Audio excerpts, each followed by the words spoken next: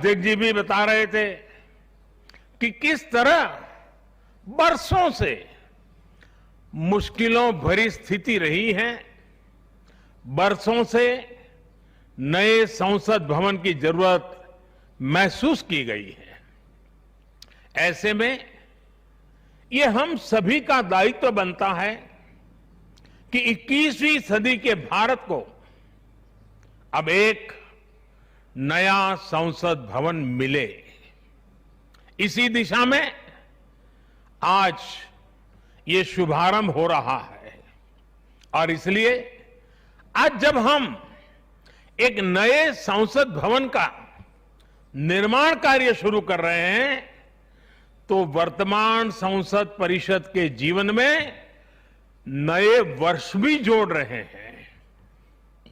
साथियों, नए संसद भवन में ऐसी अनेक नई चीजें की जा रही हैं जिससे सांसदों की एफिशिएंसी बढ़ेगी, उनके वर्क कल्चर में आधुनिक तौर तरीके आएंगे।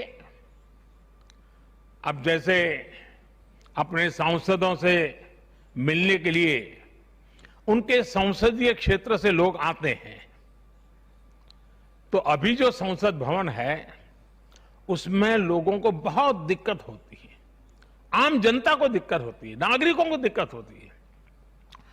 आम जनता को अपनी कोई परेशानी अपने सांसद को बतानी है, कोई सुख दुख बांटना है, तो इसके लिए भी संसद भवन में स्थान की बहुत कमी महसूस होती है। भविष्य में प्रत्येक सांसद के पास ये सुविधा होगी कि वो अपने क्षेत्र के लोगों से यही निकट में ही, इसी ये विशाल परिसर के बीच में ही उनको एक व्यवस्था मिलेगी ताकि वो अपने संसदीय क्षेत्र से आए लोगों को उनके सुख दुख बांट सके।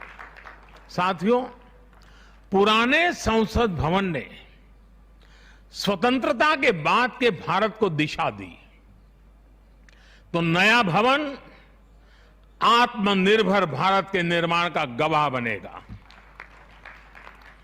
पुराने संसद भवन में देश की आवश्यकताओं की पूर्ति के लिए काम हुआ, तो नए भवन में 21वीं सदी के भारत की आकांक्षाएं पूरी की जाएगी।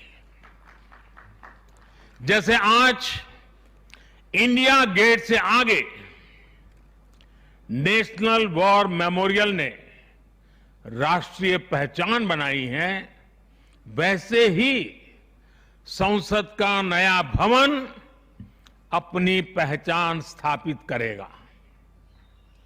देश के लोग, आने वाली पीढ़ियां नए भवन को देखकर गर्व करेगी कि ये स्वतंत्र भारत में बना है। आजादी के 75 वर्ष का स्मरण करते हुए इसका निर्माण हुआ है। साथियों, संसद भवन की शक्ति का स्रोत, उसकी ऊर्जा का स्रोत हमारा लोकतंत्र है। आजादी के समय किस तरह से एक लोकतांत्रिक राष्ट्र के रूप में भारत के अस्तित्व पर संदेह और शंकाएं जताई गई थी, ये इतिहास का हिस्सा है। अशिक्षा, गरीबी, सामाजिक विविधता और अनुभवहीनता जैसे अनेक तर्कों के साथ ये भविष्यवाणी भी कर दी गई थी कि भारत में लोकतंत्र असफल हो जाएगा। आज हम गर्व से कह सकते हैं कि हमारे देश ने उन आशंकाओं को न सिर्फ गलत सिद्ध किया है, बल्कि 21वीं सदी की दुनिया भारत को अहम लोकतांत्रिक ताकत के रूप में आगे बढ़ते हुए देख भी रही है। साथियों, लोकतंत्र भारत में क्यों सफल हुआ, क्यों सफल है और क्यों कभी लोकतंत्र पर आंच नहीं आ सकती, ये बात हमारी हर पीढ़ी को जानना समझना बहुत आवश्यक है।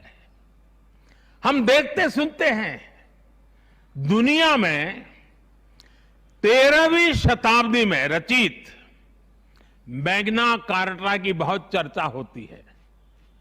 कुछ विद्वान इसे लोकतंत्र की बुनियाद भी बताते हैं, लेकिन ये भी बात उतनी ही सही है कि मैग्ना कार्टा से भी पहले 12वीं शताब्दी में 12th सेंचुरी में ही भारत में भगवान बसवेश्वर का अनुभव मंटपम अस्तित्व में आ चुका था।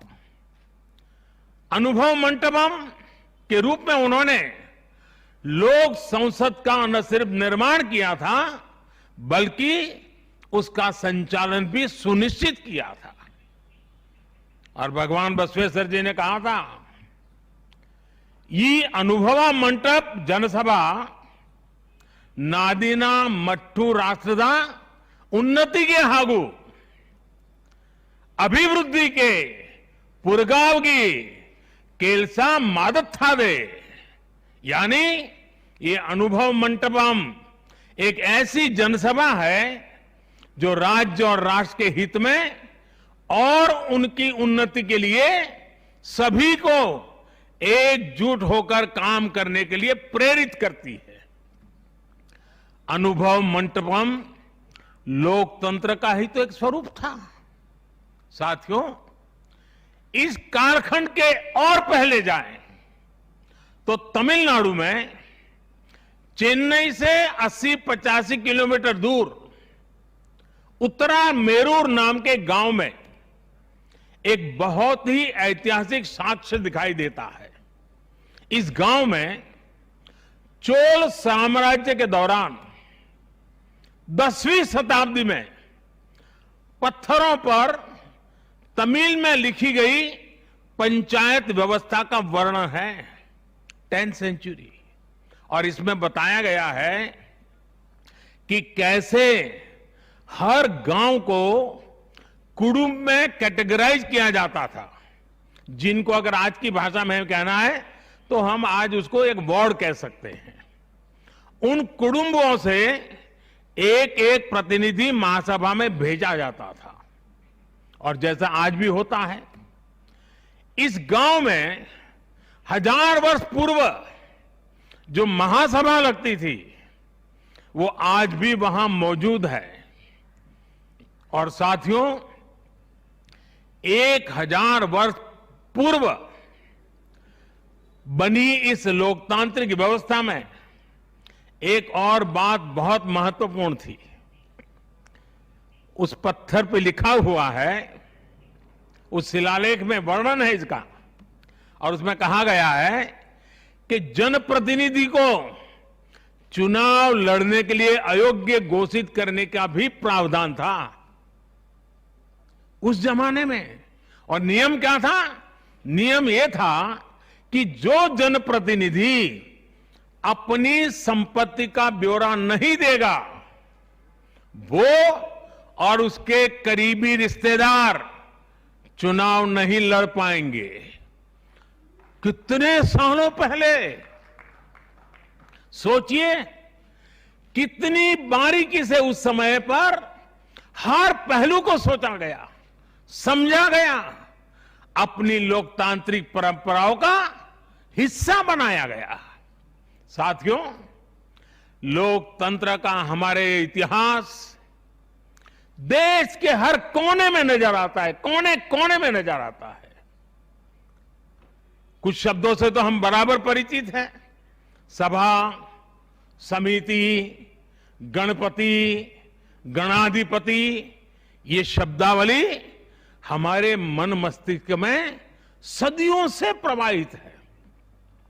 सदियों पहले शाक्या, मल्ला और बेज्जी जैसे गणतंत्र हो, लिच्छवी, मल्लक, मड़क और कंबोज जैसे गणराज्य हो या फिर मौर्य काल में कलिंग, सभी ने लोकतंत्र को ही शासन का आधार बनाया था। हजारों साल पहले रचित हमारे वेदों में से ऋग्वेद में लोकतंत्र के विचार को समज्ञान यानी समूह चेतना, कलेक्टिव कॉन्शियसनेस के रूप में देखा गया है। साथियों, आमतौर पर अन्य जगहों पर जब डेमोक्रेसी की चर्चा होती है तो ज्यादातर चुनाव की प्रक्रिया, इलेक्टेड मेंबर्स, उनके गठन की रचना,